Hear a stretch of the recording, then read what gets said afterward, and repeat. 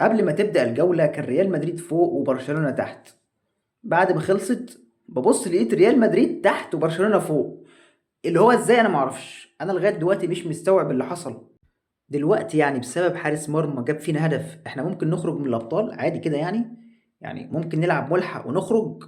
طب هتتكتب ايه في التاريخ دي؟ انا عايز افهم يعني. هيتكتب ان في موسم 2025 26 ريال مدريد خرج من دوري الابطال عشان في حارس بيلعب في بنفيكا جاب فيهم هدف؟ يا نهار اسود، يا نهار اسود. وايه ده؟ وايه اللي بيحصل؟ انت متخيل ان بنفيكا عشان كانت تكمل في الابطال كانت محتاجة نص فرق المجموعة تتهزم وهي تكسب ريال مدريد سكور؟ انت متخيل؟ وده اللي حصل فعلا. يعني كانت محتاجة ان نابولي تخسر، اتلتيكو بالباو تخسر، كل الفرق حرفيا كانت محتاجاها ان هي تخسر وهي تكسب ريال مدريد سكور عشان تصعد، عشان تكمل في الابطال. وهو ده اللي حصل بالفعل يعني. طب ازاي؟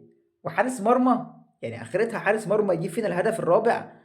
يعني طب اقول ايه ولا اعيد ايه ربنا يحاسبك يا بلو، ربنا يحاسبك يا جدع.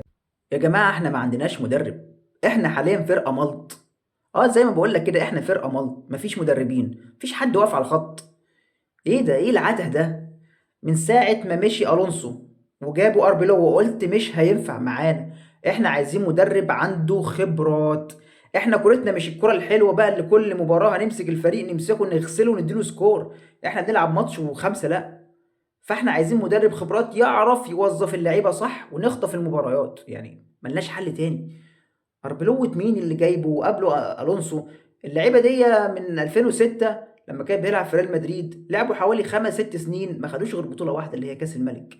يعني هم لا نافعين لعيبة ولا نافعين مدربين ولا ينفعوا أي حاجة.